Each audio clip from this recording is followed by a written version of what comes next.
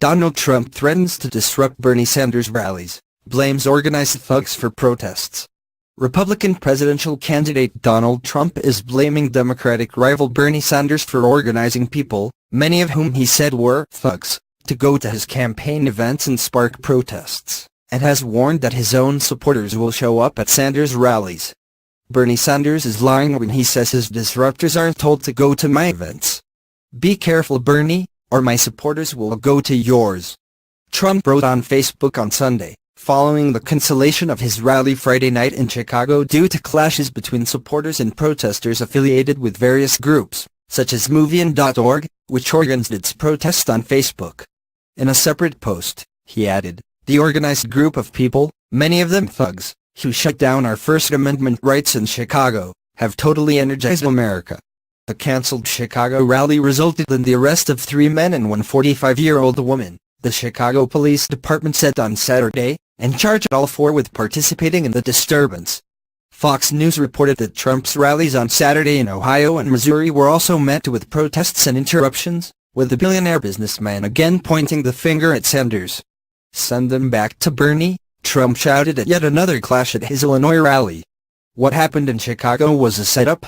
They are not protesters. They are disruptors.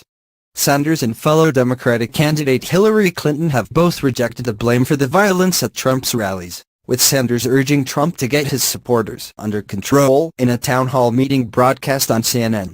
"I hesitate to say this because I really don't like to disparage public officials, but Donald Trump is a pathological liar," Sanders said. The senator from Vermont added, "I would hope Mr. Trump tones it down big time and tells his supporters that violence is not acceptable in the American political process." Clinton, who is leading the Democratic delegates race, accused Trump of running a very cynical campaign pitting groups of Americans against one another. "He actually incites violence in the way he urges his audience on, talking about punching people, offering to pay illegal bills," she added. Clinton suggested Trump's comments on illegal immigrants and his proposals to ban Muslims coming to the U.S. could be behind the unrest. "He has been incredibly bigoted towards so many groups," she said. "You don't make America great by tearing down everything that made America great."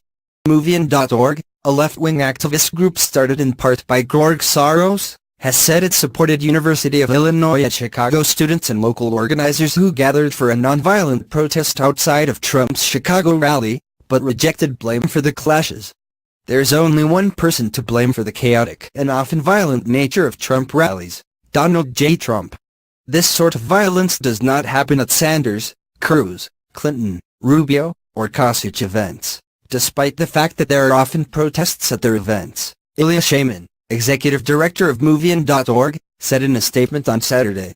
Trump's GOP rivals, such as Florida Senator Marco Rubio, have also spoken out about the violent clashes at the cancelled Trump events, and warned that if the businessman goes on to win the nomination, this is what the Republican Party is going to be defined by.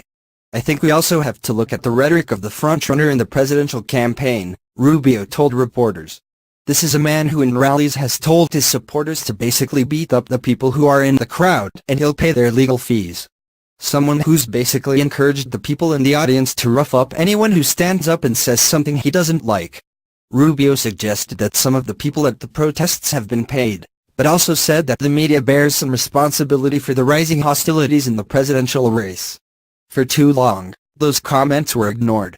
"Some people thought they were cute. And he's gotten an enormous amount of coverage for all the stuff he says that's outrageous," he added. "Every time Donald Trump offends someone, says something ridiculous, says something offensive, it's wall-to-wall coverage which has elevated him even more.